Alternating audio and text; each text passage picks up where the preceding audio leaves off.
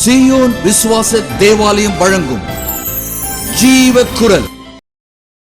போதகர் விக்டர் ஞானராஜ் பல்லாண்டுகள் பீபா வானொலி மூலம் தேவ செய்தியினை வழங்கியுள்ளார். தற்சமயம் தென்னிந்தியாவின் திருச்சி பட்டணத்தில் உள்ள சீயோன் விசுவாச தேவாலயத்தின் போதகராய் இருக்கிறார். அந்த ஆலயத்தின் ஆராதனையில் வழங்கிய அனலுள்ள கருத்தாளம் நிறைந்த செய்தியின் மூலம் ஆசீர்வாதம் பெறுங்கள். லூசிபரின் வீழ்ச்சியும் ஆதாமின் எழுச்சியும், இந்த பொருளை பற்றி நான் பேச விரும்புகிறேன். லூசிபர் எப்படி விழுந்தான்? லூசிபரின் வீழ்ச்சிக்கு காரணமாயிருந்த சம்பவம் என்ன? நாம் ஏன் படைக்கப்பட்டோம்? மார்க் ட்வெயின் என்ற ஒரு பெரிய மனிதர் சொன்னார், 2 நாட்கள் முக்கியம்.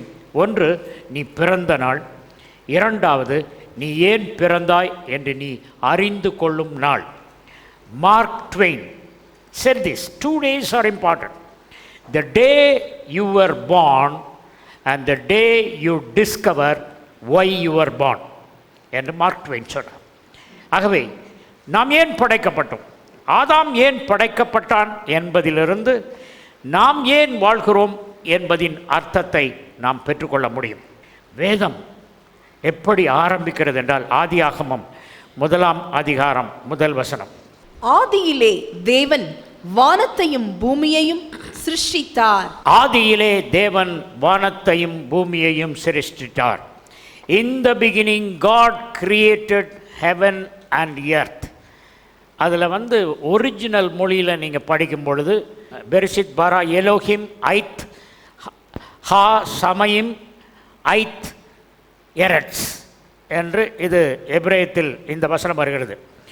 பெரிசித் பாரா எலோஹிம் என்று ஆரம்பிக்கிறது. God did not start பெரிசித் ஆஷா எலோஹிம். எபிரேயத்தில் 2 சொல், ஒன்று பாரா, இன்னொன்று ஆஷா. ஆஷான்னு சொன்னால் கிரியேஷன், பாரான்னா ரீக்ரியேஷன், படைத்தது, குலைக்கப்பட்டது, மீண்டும் படைக்கப்படுவது, அதுதான் பாரா. ஆகவே ஆதியாகமத்தில் பெரிசித் பாரா எலோஹிம், நாட் பெரிசித் ஆஷா எலோஹிம். டொஹு பஹு அப்படின்னு 2 வார்த்தை ஃபஸ்ட் சாப்டரில் வருது. ஒழுங்கின்மையும் வெறுமையும், டொஹு பஹு அப்படின்னு சொன்ன ஹீப்ரூ வேர்டுக்கு ஒழுங்கின்மையும் வெறுமையும், அது 2வது வசனத்தில் வருது. முதல் வசனத்துக்கும் 2வது வசனத்துக்கும் மத்தியிலே இடைப்பட்ட காலவெளி மிக பெரியது. There is something called gap theory, something called ruin and reconstruction theory. இது இறையியலிலே ஒரு பெரிய தியரி. அப்பொழுது அவர்கள் மத்தியிலே there was moral sin. தேவன் ஒரு விலக்கப்பட்ட கனியை அவர்களுக்கு வைக்கவில்லை. மாரல் சின்னால் ரொம்ப பிரச்சனை அங்கே சாபத்துக்குள்ளாக மாறியது. லூசிஃபர் பூலோகத்திலும் இருந்தான், பரலோகமும் பூலோகமும் இருந்ததுனால he can go from earth to heaven anytime, go and come back. லூசிஃபரை பற்றி சில வசனங்களை வாசித்து அவனுடைய வீழ்ச்சிக்கு காரணத்தை சொல்ல நான் விரும்புகிறேன். எசேக்கியேல் chapter 28 verse 2. எசேக்கியேல் 28:2. மனுபுத்திரனே, நீ தீருவின் அதிபதியை நோக்கி, கர்த்தராகிய ஆண்டவர் உரைக்கிறது என்னவென்றால், உன் இருதயம் மேட்டிமை கொண்டு, நான் தேவன், நான் சமுத்திரத்தின் நடுவே தேவாசனத்தில் வீற்றிருக்கிறேன் என்று நீ சொல்லி உன் இருதயத்தை தேவனின் இருதயத்தை போல் ஆக்கினாலும் நீ மனுஷனே அல்லாமல் தேவன் அல்ல. தீருவின் அதிபதி. நீங்கள் எசேக்கியேல் 28:12 போனீங்கன்னா தீருவின் ராஜா 2 இருக்கு. என்கிட் என்பது அதிபதி, மிலக் என்பது ராஜா. ஆகவே எபிரேயத்தில் 2 பேர் இங்கே சொல்லப்பட்டிருக்கு. 28:2 அதிபதி, 28:12 மன்னன், ராஜா. ஆகவே அந்த அதிபதி என்பது எத்துபால், ஈராம் என்று 2 ராஜாக்கள் இருந்தார்கள். எத்துபால், ஈராம் என்ற ராஜாக்கள். அந்த ராஜாக்களில் வானத்தின் அதிபதி, spiritual personality is Lucifer. Lucifer என்ற வார்த்தைக்கு torch bearer or shining one, பிரகாசமுள்ளவன், ஒளியை தாங்கி நிற்பவன் என்பது லூசிபர் என்ற வார்த்தைக்கு அர்த்தமாயிருக்கிறது. பிதா, குமாரன், பரிசுத்த ஆவியானவர். அதில் பிதாவானவர் குமாரனாகிய கிறிஸ்துவை அதிக கனப்படுத்தினார். பிதா, குமாரன், பரிசுத்தாவிக்கு அடுத்தபடியாக படைக்கப்பட்ட ஈக்குவலாக 4வது ரேங்கில் படைக்கப்பட்ட 2 பேர். ஒன்று லூசிபர், இன்னொன்று சிஸ்டர் விஸ்டம். லூசிபரை பற்றி நான் சொல்ல விரும்புகிறேன். எசேக்கியேல் 28:13. நீ தேவனுடைய தோட்டமாகிய ஏதேனில் இருந்தவன். பத்மராகம், புஷ்பராகம், வைரம், படிகப்பச்சை, கோமேதகம், யஸ்பி, இந்திர நீலம், மரகதம், மாணிக்கம் முதலான சகலவித ரத்தினங்களும் பொன்னும் உன்னை மூடிக்கொண்டிருக்கிறது. நீ சிருஷ்டிக்கப்பட்ட நாளில் உன் மேள வாத்தியங்களும் உன் நாகசுரங்களும் உன்னிடத்தில் ஆயத்தப்பட்டிருந்தது. பிதா, குமாரன், பரிசுத்தாவிக்கு அடுத்தபடியா, இயேசு கிறிஸ்துக்கு அடுத்தபடியா மிக அழகாக படைக்கப்பட்டவன் லூசிபர். லூசிபருக்கு என்ன செய்தார்னா, தேவன் 9 வித கற்கள், அந்த பேரை வாசித்தாங்க, 9 ப்ரெஷியஸ் ஸ்டோன்ஸ். அவனுக்கு தங்க ஜருகை. காஞ்சிபுரத்தில் அந்த காலத்தில் தங்க ஜருகை விற்பாங்க. இப்போ தங்க ஜருகைக்கு நாங்கள் காசு தரோன்னு வேனில் சொல்லி தங்க ஜருகையெல்லாம் கலெக்ட் பண்ணிட்டு போயிட்டு தங்கத்தை உருக்குறாங்க. இப்போ உள்ள ஜருகையெல்லாம் அது கிடையாது, பித்தளை ஜருகை. அந்த மாதிரி அவனுக்கு ஃபுல்லாக கோல்டு ஜருகையில் ட்ரெஸ்ஸு, 9 விதமான ஸ்டோன்ஸ் பதிச்சிருந்தது. தேவனின் தோட்டமாகிய ஏதேனில் நீ இருந்தாய். மதிப்பற்ற கற்கள் பதித்த அலங்கார பொன் ஆடையையும் வாத்திய கருவிகளையும் நீ உருவாவதற்கு முன்பே உனக்காக தேவன் ஆயத்தம் பண்ணினார். அவனை உருவாக்குறதுக்கு, லூசிபரை உருவாக்க முந்தி golden garment studded with precious stones. இப்போ பார்த்தீங்கன்னா எல்லோரும் ஜில்லு ஜில்லுன்னு சேலை கட்டிட்டு வராங்க. இப்போ ஸ்டோன் பதிச்சதெல்லாம் அந்த தீபாவளிக்கு ரிலீஸ் ஆகிருக்குது துணி கடைகளில். லூசிபர் என்ன செய்வானா, அவனுக்கு கொடுக்கப்பட்ட ஸ்பெஷல் ஆயுதம். அந்த மாதிரி வாத்திய கருவிகள் இது வரைக்கும் படைக்கப்படல. அந்த மாதிரி ட்ரெஸ்ஸு லூசிபருக்கு கிடைச்சது மாதிரி யாருக்கும் கிடைக்கல. அவன் அடிக்கடி தான் ட்ரெஸ்ஸை பார்த்துக்குவான். அவன் நட போட்டது 13ஆம் அதிகாரத்தில் அதை பார்க்க 14ஆம் வசனம். நீ காப்பாற்றுகிறதற்காக அபிஷேகம் பண்ணப்பட்ட கேரூப், தேவனுடைய பரிசுத்த பர்வதத்தில் உன்னை வைத்தேன். அக்கினி மயமான கற்களின் நடுவே உலாவினாய். இவன் என்ன செய்தானா, அவன் ட்ரெஸ்ஸை பற்றி சொன்ன. 2வது, தேவனுடைய பரிசுத்த பர்வதத்திலே தேவன் அவனை வைத்தார். தேவனுடைய பரிசுத்த பர்வதம் என்று சொல்லப்படுவது பரலோகம். பரலோகத்தில் அவனை வச்சார். வச்சுட்டு என்ன சொன்னார், யூ அப்சல்யூட் ஃப்ரீடம், எங்கே வேணாலும் போகலாம், எதை வேணாலும் பார்க்கலாம், no restricted area for you அப்படின்னு சொல்லிட்டு அவனை பரலோகத்தில் வச்சார். அதுதான் பரிசுத்த பர்வதத்தில் வச்சார். அடுத்தது நீங்கள் பார்த்தீங்கன்னா ரெட் கார்பெட் வெல்கம்னு வாங்க, புரோட்டோகால் வெல்கமில் ரெட் கார்பெட் வெல்கம். அந்த அந்த இராணுவத்தை பார்க்கும்போது பிரைம் மினிஸ்டர் இவங்கெல்லாம் இன்னொரு கண்ட்ரிக்கு போகும்போது ரெட் கார்பெட் போட்டிருப்பாங்க, சிவப்பு கம்பள வரவேற்பு.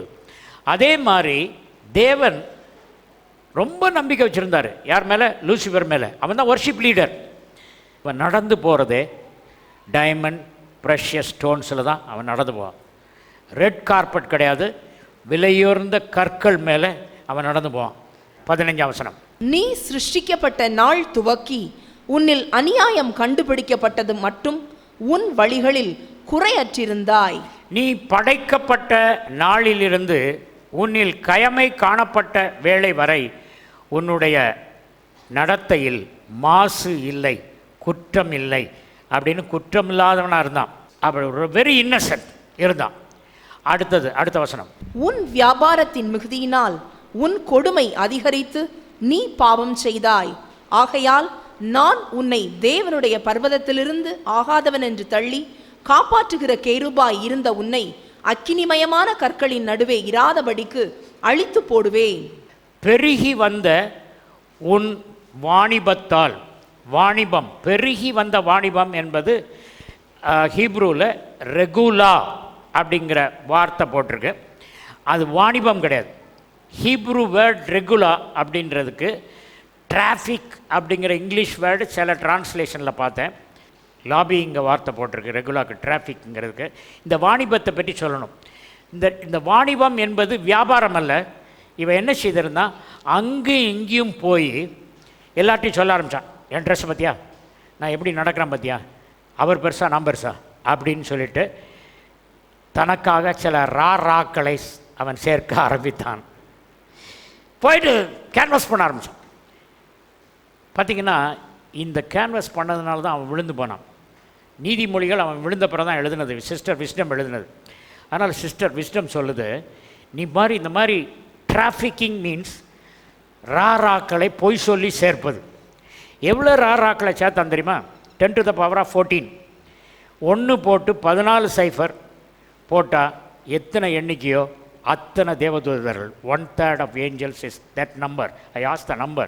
அத்தனை பேரும், ஐயா நீங்கள் சொல்கிறது உண்மைதான் ஐயா, நாங்கள் உங்கள் கட்சி தான், நீங்கள் எங்கே போகிறீங்களோ நாங்கள் வரோம் அப்படின்னு இருக்கும்போது ஒரு நாள் அவனுக்கு என்னாச்சுன்னு சொன்னால், நம்ம சிங்காசனம், இவர் இங்கே சிங்காசனத்தை போட்டிருக்கா, இவரை வர்ஷிப் பண்ணுறது போல் நமக்கு நிறைய ஆட்கள் சேர்ந்துட்டாங்க, இவர் சிங்காசனத்துக்கு மேலே ஒரு சிங்காசனத்தை நான் போடுவேன், அங்கே என்னுடைய ராராக்கள்லாம் கூப்பிட்டு சுற்றி வர சூழலை நிறுத்தி என்னை வர்ஷிப் பண்ணுங்கடான்னு சொல்லுவேன்.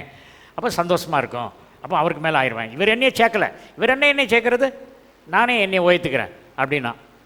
ஏசாயா தீர்க்க தரிசன புத்தகம் 14ஆம் அதிகாரம் 13ஆம் வசனம். நான் வானத்துக்கு ஏறுவேன், தேவனுடைய நட்சத்திரங்களுக்கு மேலாக என் சிங்காசனத்தை உயர்த்துவேன், வடபுறங்களிலுள்ள ஆராதனை கூட்டத்தின் பர்வதத்திலே வீற்றிருப்பேன் என்றும், நான் மேகங்களுக்கு மேலாக உன்னதங்களில் ஏறுவேன், உன்னதமானவருக்கு ஒப்பாவேன் என்றும் நீ உன் இருதயத்தில் சொன்னாயே. லூசிஃபருக்கு எப்படி பாவம் வந்தது சொல்லுங்கள்?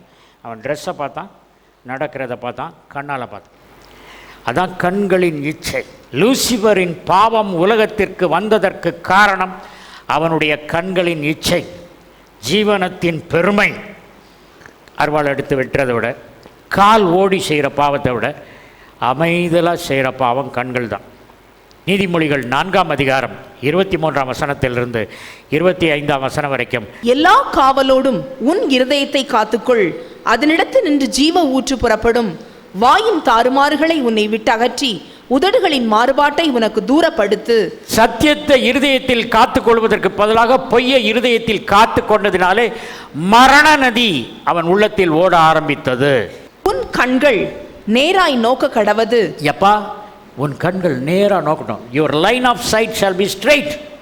Don't look at your garment, don't look at the ground, you look straight. உன் கண்ணிமைகள் உனக்கு முன்னே செவ்வையாய் பார்க்க கடவது. எப்பா, உன் கண்ணு செவ்வையாக பார்க்கட்டும். லூசிஃபர் கண்ணால் கெட்டு போனா. நியாயாதிபதிகளின் புஸ்தகத்தில் லாஸ்ட் சாப்டர், லாஸ்ட் வேர்ஸ். அந்நாட்களிலே இஸ்ரவேலில் ராஜா இல்லை, அவனவன் தன் தன் பார்வைக்கு சரி போனபடி செய்து வந்தான். அவனவன் தன் தன் கண்ணுக்கு எப்படி தோன்றியதோ அதன்படி செய்தான். கண் போன பார்வையில் கால் போச்சு, அவன் சிங்காசனத்துக்கு மேலே அமைக்கணும்னு நினச்சான். தனக்கு ஆள் சேர்த்தான், அங்கே இங்கே போய் ஆள் சேர்த்தான். இப்போ பாருங்கள், ஒரு பேங்க் இருக்குது, நிறைய ஆஃபீஸர்ஸ் இருக்காங்க. அதில் ஒரு ஆஃபீஸருக்கு சீஃப் மேனேஜருக்கு பிடிக்காது. அப்போ என்ன செய்வான், அவனுக்கு ஒரு 10 பேரை சேர்ப்பான். சார், நம்ம மேனேஜர் பார்த்தீங்களா, அவர் யூஸ்லெஸ் மேன். ஆமாப்பா, அப்படி தான், நீ நம்ம கட்சியில் சேரு, அவர் காலை வாடுறதுக்கு நம்ம என்னென்னு திட்டம் போடலாம் அப்படின்னு ஒரு குழு சேர்ப்பான், கட்சி சேர்ப்பான். நீதிமொழிகளின் புத்தகம் 11ஆம் அதிகாரம் 13ஆம் வசனம். Proverbs 11:13. புறங்கூறி திரிகிறவன் ரகசியத்தை வெளிப்படுத்துகிறான், ஆவியில் உண்மையுள்ளவனோ காரியத்தை அடக்குகிறான். புறங்கூறி தெரிதல், அதை குறித்து அங்கே போட்டிருக்கு. நீதிமொழிகள் 11:13 என் மொழிபெயர்ப்பில். வம்பளப்போர் ரகசியங்களை காத்திடாது வெளியிடுவார்கள், நம்பிக்கைக்குரியவர் ரகசியத்தை பாதுகாப்பார்கள். நீ வம்பளக்காதப்பா. Trafficking means வம்பளத்தல். வியாபாரம், மெர்ச்சன்டைஸ் அப்படின்னு போட்டிருக்குது, வம்பளக்குது. போய் வம்பளம் தான், தேவனுக்கு விரோதமாக தன்னை பற்றி புகழ்ந்து. அடுத்தது நீதிமொழிகளின் புத்தகம் 20ஆம் அதிகாரம் 19ஆம் வசனம். தூற்றிக்கொண்டு திரிகிறவன் ரகசியங்களை வெளிப்படுத்துவான், ஆதலால் தன் உதடுகளினால் அலப்புகிறவனோடே கலவாதே. வாயாடியோடு உறவு வைக்காதே. இது ஏன் மொழிபெயர்ப்பு. வாயாடியோடு உறவு வைக்காதே, வேண்டாததை சொல்லிட்டு தெரியுது, வேஸ்ட் ஆஃப் டைம். ஆகவே சேட்டனுடைய ஃபர்ஸ்ட் சின் ப்ரைடு. எப்படி வந்தது? கண்ணுனால் வந்து. செகண்ட் சின் வாயாடி, எல்லாத்தையும் போய் சொல்கிறது. தேர்ட் சின் வந்து கலகம். ஃபோர்த்து சின் வந்து ரெபல்லியன், கலகத்துக்கு அடுத்தது முரட்டாட்டம். இதுதான் 4 சின் தான் லூசிஃபருக்கு வந்த ஒன்றொன்னா படிப்படியாக வர ஆரம்பிச்சிச்சு.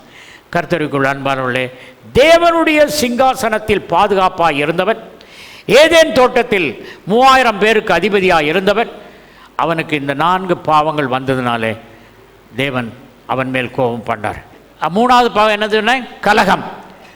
1 சாமுவேல் 15ஆம் அதிகாரம் 23ஆம் வசனம். இரண்டகம் பண்ணுதல் பில்லி சூனிய பாவத்திற்கும் முரட்டாட்டம் பண்ணுதல் அவபக்திக்கும் விக்கிரக ஆராதனைக்கும் சரியாயிருக்கிறது. இந்த இரண்டகம், கலகம் சூனியத்திற்கு நிகரான பாவம், முரட்டுத்தனம் சிலை வழிபாட்டிற்கு ஒப்பான பாவம். நீ ஆண்டவர் வார்த்தையை புறக்கணித்தாய், அவரும் உன்னை தள்ளிவிட்டார். இதுதான் லூசிபருக்கு நடந்தது. அப்போ எசேக்கியேல் 28ஆம் அதிகாரம் 18ஆம் வசனம். உன் அக்கிரமங்களின் ஏராளத்தினாலும் உன் வியாபாரத்தின் அநீதத்தினாலும் உன் பரிசுத்த ஸ்தலங்களை பரிசுத்த குலைச்சலாக்கினாய். ஆகையால் உன்னை பட்சிப்பதாகிய ஒரு அக்கினியை நான் உன் நடுவிலிருந்து புறப்பட பண்ணி உன்னை பார்க்கிற எல்லாருடைய கண்களுக்கு முன்பாகவும் உன்னை பூமியின் மேல் சாம்பலாக்குவேன். எல்லாருடைய கண்களுக்கு முன்பாகவும் உன்னை சாம்பலாக்குவேன். இதுக்கு முந்தி ஒரு வசனம் விட்டுட்டேன், அதை சொல்லிட்டு வரேன். 17ஆம் வசனம். உன் அழகினால் உன் இருதயம் மேட்டிமையாயிற்று, உன் மினுக்கினால் உன் ஞானத்தை கெடுத்தாய். உன்னை தரையிலே தள்ளி போடுவேன். ராஜாக்கள் உன்னை பார்க்கும்படி உன்னை அவர்களுக்கு முன்பாக வேடிக்கையாக்குவேன். இந்த வசனம் ரொம்ப முக்கியமான வசனம். இந்த வசனத்தை எனக்கு டிரான்ஸ்லேட் பண்ணது நான் டிரான்ஸ்லேட் பண்ணலை. Sister Wisdom I asked her to translate this verse. This verse was, real meaning of this verse was translated by Sister Wisdom. I have taken notes. I read it. உன் அழகி நிமித்தம் உனக்கு இதயத்தில் செருக்கு உண்டாயிற்று, உன் சிறப்பின் காரணமாய் சகோதரி ஞானத்தோடு உள்ள உறவை கெடுத்தாய்.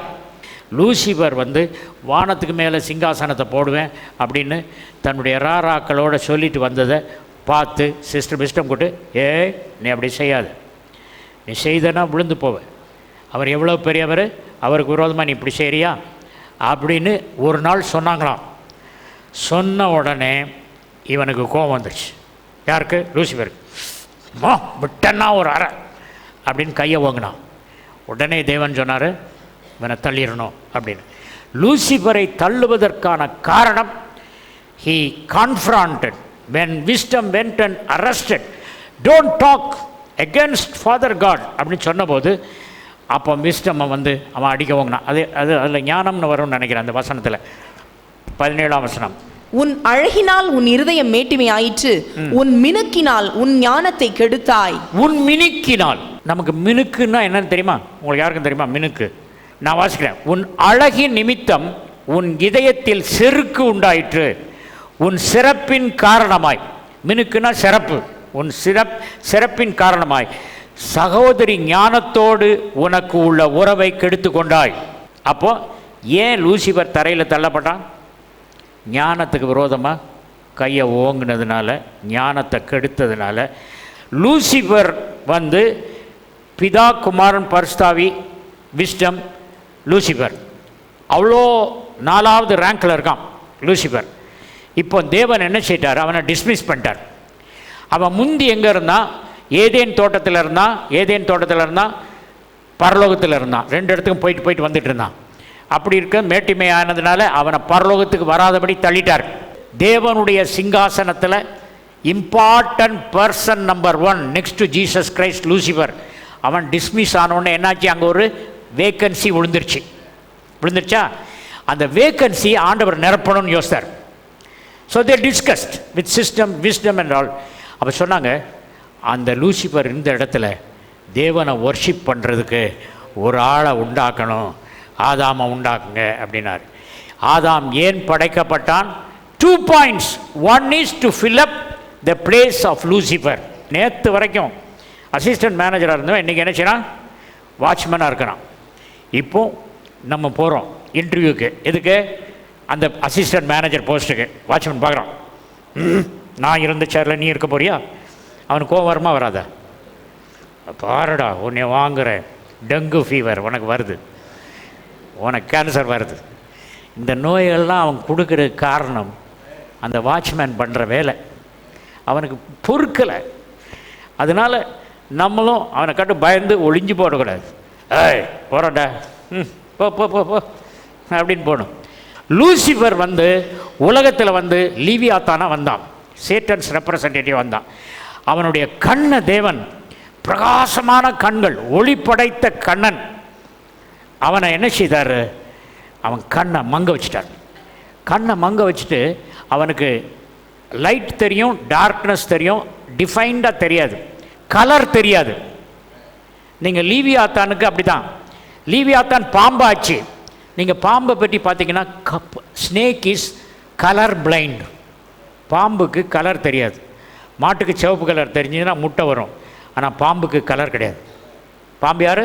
லூசிஃபர். அவன் விழுந்து போன போது அவன் கண்ணை கெடுத்துட்டார். அந்த கண்ணை கெடுத்துட்டு நம்ம கண்ணை பிரகாசமுள்ள மனக்கண்களாய் மாற்றினார். அவரை காணும் மனக்கண்களாய் மாற்றினார். இப்போ நான் யார்? லூசிஃபர் பிளேஸில் reappointed cherub with golden dress with precious stones. அப்போ அந்த பிளேஸை நம்ம எடுத்திருக்கவங்க, லூசிஃபர் ஆண்டவரை எவ்வளோ வழிபட்டான், நம்ம வழிபடணும்ல, வர்ஷிப் பண்ணணும்ல. So Adam is created in the place of fall of Lucifer. Lucifer இருந்த இடத்தை ரீப்ளேஸ் பண்ணுறதுக்கு தான் தேவன் ஆதாமை படைத்தார். அப்போ நம்ம எதுக்கு படைச்சிருக்காரு? படித்து டிகிரி வாங்கி வேலைக்கு போய் சம்பாத்தியம் பண்ணி, நிறையா சம்பாத்தியம் பண்ணி, பேங்க்கில் போட்டு ரிட்டையர் ஆகி சிக்காகி அவ்வளோ பணத்தையும் டாக்டர் கொடுக்க நாம் எல்லா நோயிலும் மேற்கொள்ள வேண்டும். ஏன்னா லூசிஃபருக்கு தலைவலி வந்ததா? எவ்வளோ சொல்லி தெரிஞ்சான், தலைவலி வரல, காய்ச்சல் வரல, ஆரோக்கியமாக இருந்தான். அந்த பிளேஸில் நம்ம வச்சுருக்காரு. நம்ம வர்ஷிப் பண்ணும்போது ஆண்டவர் அவருடைய வார்த்தையை பிடிச்சு கொள்ளும்போது நமக்கு அந்த ஸ்லாக்கியம் வருகிறது. பெருமையினால் நான் விழுந்தேன், புறங்கூறினேன், வார்த்தையை மீறினேன், கலகம் பண்ணேன், அதுக்கப்புறம் நான் முரண்டாட்டம் பண்ணேன். இதெல்லாம் இந்த ஆதாமுக்கு சொல்லி கொடுத்து, ஆதாமை எதுக்கு படைச்சாருன்னா, முதல் ரீசன் லூசிஃபர் பிளேஸில் வர்ஷிப் பண்ண. ரெண்டாவது reason to give a second chance to Lucifer. லூசிஃபர்கிட்ட போய், லூசிஃபர், பகலின் குளிர்ச்சியான வேளையில் தேவன் என்னோடு நடைபோடுகிறார், தேவன் உன்னோடு நடைபோட வேண்டும் என்றால் நீ செய்த பாவத்தை அறிக்கையிட்டு மன்னிப்பு வாங்கிட்டேன்னா உன்னை மறுபடியும் ஒரு போஸ்ட் கொடுப்பார், எனக்கு அசிஸ்டண்ட்டாக செக்ரட்டரியாக போடுவார் அப்படின்னு சொல்லி ஆதாமை படைத்தது to give a second chance to Lucifer. இவன் என்ன செய்தான்? தான் எப்படி விழுந்தானோ அதே ஜெராக்ஸ் காபி பாவத்தை ஆதாமுக்கு இன்ட்ரடியூஸ் பண்ணான். சொன்னாரா நீ இந்த கனியை புசிக்கூடாது சொன்னாரா? சொன்னார். நீ ஏன் தெரியுமா சொன்னார்? நீ புசிச்சனா யாரை போல் ஆவ? உன் கண்கள் திறக்கப்படும், நீ தேவனை போல் ஆவாய். இவனுக்கு கண்கள் மூடப்பட்டது. அதனால் சொல்கிறான், ஆதாம் ஏவாள் கண்கள் மூடப்படணும்னா அவங்க இந்த கனியை புசிக்கணும். அப்போது கண்கள் திறக்கப்படும். அவன் தான், அதனால தான் யோவான் 8:14 அவனை பற்றி பொய்யும் பொய்க்கு பிதாவுமாய் இருக்கிறான்னு சொல்லியிருக்கு. John's gospel chapter 8 verse 14. நீங்கள் உங்கள் பிதாவாகிய பிசாசானவனால் உண்டானவர்கள், உங்கள் பிதாவினுடைய இச்சைகளின்படி செய்ய மனதாய் இருக்கிறீர்கள். அவன் ஆதி முதற்கொண்டு மனுஷ கொலைபாதகனாய் இருக்கிறான். சத்தியம் அவனிடத்தில் இல்லாதபடியால் அவன் சத்தியத்திலே நிலை நிற்கவில்லை. அவன் பொய்யனும் பொய்க்கு பிதாவுமாயிருக்கிறபடியால், அவன் பொய்யன், father of lies. Beelzebub, Satan, Lucifer எல்லாம் ஒரே ஆள் தான். பெயில்செபூப் அப்படின்னு சொன்னால் பெயில், பால், ஜபப். பால்னா காட், ஜபப்னா ஈக்கள், ஃப்ளைஸ். ரெண்டு அர்த்தம் இருக்குது ஜபப் அப்படிங்கிறதுக்கு. ஒன்று வந்து ஈக்கள், இன்னொன்று வந்து சாணி. God of dung or god of flies. ஈக்களின் தலைவன் அல்லது சாணிக்கு தலைவன், கழிவுப் பொருளுக்கு தலைவன். அதான் பெயில்செபூப். பீல்செபூப் அப்படிங்கிறதுக்கு அர்த்தம். லூசிஃபர் ஷைனிங் ஒன்னாக இருந்தான், மேலெல்லாம் ஷைனிங். அதான் லைட்டை ஆஃப் பண்ணிட்டாரு. இவருக்கு சொல்லி கொடுக்குறான், உன் கண்ணு திறக்கப்படும். டே, உன் கண்ணு குருடாக இருக்கியே, நீ எனக்கு கண்ணை திறக்க போறியா அப்படின்னு சொல்லியிருக்கணும். ஒன்று அவன் என்ன சொன்னான்? கனியை புசித்தால் நீங்கள் யாரை போல் ஆவீர்கள்? தேவனை போல் ஆவீர்கள். அதுக்கு என்ன பதில் சொல்லியிருக்கணும் தெரியுமா? ஆதாம் ஆண்டவர் சொன்னார். அப்போ வந்து ஏவாள் சொல்லியிருக்கணும், மிஸ்டர் பாம்பு, நான் தேவனுடைய சாயலிலும் ரூபத்திலும் படைக்கப்பட்டவன். இந்த கனியை புசிச்சு தான் நான் தேவ சாயலா தேவன் மாதிரி மாறணும்னு கிடையாது. நான் ஏற்கனவே தேவன் தான்பா. அதுதான் சத்தியம். மறந்துட்டாங்க. மனிதனை தமது சாயலாகவும் ரூபத்திலும் படைப்போம் என்ற அந்த சத்தியத்தை அவர்கள் மறந்து விட்டார்கள். நம்மெல்லாம் ஆண்டவர் சாதாரண மனிதராக இருந்தோம். தேவன் முதல்ல குனிஞ்சு தான் மண்ணில் எடுத்து மனிதனை உருவாகினார். அடுத்த தடவை குனிஞ்சி அவன் மூக்கில் ஊதினார். அதுக்கப்புறம் சிலுவையில் தன்னை தாழ்த்தி மரணத்தை செய்தார். காட் எவ்வளோதான் தன்னை இறக்கணுமோ அவ்வளோ இறக்கினார். இயேசு கிறிஸ்து தன்னை இறக்கி கொண்டார். சாத்தான் தன்னை எவ்வளோதான் ஏற்றணுமோ ஏற்றினான். பெருமை ரொம்ப ரொம்ப பயங்கரமான ஒரு பாவமாக இருக்கிறது. அந்த பெருமை நம்ம உள்ளத்தில் வந்ததுன்னா நம்ம விழுந்து போவோம். We have to be very humble. Ministers of gospel especially has to be very very humble. அப்படி இருக்கும்போது கர்த்தர் உயர்த்துவார். ஒரு பெரிய பதவியிலிருந்து ஆதாம் விழுந்த உடனே புதருக்குள்ளே போய் ஒளிஞ்சிட்டான். அவன் மன்னிப்பு கேட்டுக்கலாம். ஆண்டவரே வாங்கப்பா, பகலின் குளிர்ச்சியான வேலையில் வாங்க, நாங்கள் தப்பு பண்ணிட்டோம், 2 பேரும் தப்பு பண்ணிட்டோம், மன்னிச்சிருங்க அப்படின்னு சொல்லியிருந்தா அத்தி இலையை தைக்கவே வேண்டியிருக்காது. ஆண்டவர் ஒரு ஆட்டு தோலை அவர்களுக்கு உடையாய் உடுத்தி கொடுத்துருப்பார். ஏன் போய் புதரில் ஒளிஞ்ச? நீ நேரில் அவர்கிட்ட கன்ஃபஸ் பண்ண வேண்டியதானே. அவர் கேட்டார், விளக்கப்பட்ட கனியை புசித்தாயோன்னார். ஆமாப்பா புசிச்சிட்டேன்பா, தப்பு பண்ணிட்டேன்பா, மன்னிச்சிருங்க சொல்லியிருந்தானா ஓகே மன்னிச்சிட்டேன் இருப்பார். அவன் என்ன சொன்னான்? எல்லாம் தப்பெல்லாம் நான் என்கிட்ட புசிக்கியான்னு கேட்குறியா? நீ என்கிட்ட வந்தால் கேட்குறீங்க புசிச்சியான்னு. நீங்கள் ஏன் எனக்கு ஒய்ஃப் கொடுத்தீங்க? அதனால தான் தப்பெல்லாம் உங்கள் தான், நீங்கள் உங்களே தலையில் கொட்டிக்குங்க. சரிடா, இவன் நம்மளை மிஞ்சிட்டான். லூசிஃபர் தான் மிஞ்சினான்னு பார்த்தேன். செகண்ட் சாய்ஸ் இவனுக்கு கொடுத்தேன், இவனும் நம்மளை கொட்ட ஆரம்பிச்சிட்டான், தலையில் மிஞ்சிட்டான். தள்ளிடணும். ஏதேன் தோட்டத்திலேருந்து தள்ளி சுடரொளி பட்டயத்தை வச்சார். புதருக்குள் ஒளிந்து கிடந்த நம்மை, நீதி என்னும் ஆடை இல்லாதவர்களாய் இருந்த நம்மை அவர் தமது நீதி என்னும் வஸ்திரத்தினால் போர்த்தி விட்டார். ஆதாம் ஏவாளுக்கு ஒரு விலங்கினுடைய ஆட்டினுடைய தோலை போர்த்தினவர் நமக்கு அவருடைய நீதியினால், பாவம் அறியாத அவர் நமக்காக பாவமாக்கப்பட்டதினாலே தேவ நீதிக்கு நாம் சொந்தக்காரர்களாக இருக்கிறோம். லூசிஃபர் இருந்த இடத்துல கர்த்தர் நம்மை மீண்டும் வைத்தார். ஜீவனுள்ள அன்பின் பரமபிதாவே, லூசிஃபர் விழுந்து போன அதற்கான காரணத்தை நீங்கள் சொன்னீங்க. பெருமைன்னு சொன்னீங்க. கண்களின் இச்சையினால் விழுந்தான், பேராசைப்பட்டான், கலகம் பண்ணான், துரோகம் பண்ணான், முரட்டாட்டம் பண்ணான். நாங்கள் இதெல்லாம் பண்ணக்கூடாதப்பா. உங்கள் வசனத்துக்கு நாங்கள் கீழ்ப்படிந்து நேர்மையாக நடக்கணும்ப்பா. நீங்கள் விழுந்து போன ஆதாமின் சந்ததி நாங்கள், எங்களை கைவிட்டு விடாதபடி மீண்டும் தூக்கி நிறுத்தினீங்களே, விழிப்போடு இந்த பாவங்களுக்கு ஒப்புக்கூடாமல் இருப்போம். உம்மை நாங்கள் சேவிப்போம், உம்மை ஆராதிப்போம். லூசிஃபர் ஆராதித்ததை விட அதிகமாய் உம்மை ஆராதித்து மகிமைப்படுத்துவோம். எங்கள் பேச்சு உம்மை மகிமைப்படுத்தும், எங்களுடைய கிரியை உம்மை மகிமைப்படுத்தும், நாங்கள் வாழும் வாழ்க்கை உம்மை மகிமைப்படுத்தும். இயேசுவின் நாமத்தில் லூசிஃபரை போன்ற சுற்றி தெரிந்து கொண்டிருக்கும் தேவ மனிதனே, தேவன் உன்னை அழைக்கிறார், இயேசு உன்னை அழைக்கிறார். அவர் லூசிஃபரின் இடத்தை உனக்கு திரும்பி தர இருக்கிறார். பரலோகத்தில் முக்கிய பதவி உனக்கு காத்திருக்கிறது. இயேசுவின் நாமத்தில் ஜெபிக்கிறேன் நல்ல பிதாவே. ஜெப உதவிக்கு தொடர்பு கொள்ள வேண்டிய மொபைல் எண் 919-025-432-432. போதகர் விக்டர் ஞானராஜ் அவர்களின் ஆழமான வேத ஆராய்ச்சி விளக்கங்கள் MP3யிலும் DVD ப்ளூரேக்களிலும் கிடைக்கும். எங்கள் அலுவலக முகவரி ஜீவக்குரல் 18/32 மங்கம்மாள் சாலை, திருச்சி 620021, தமிழ்நாடு, இந்தியா.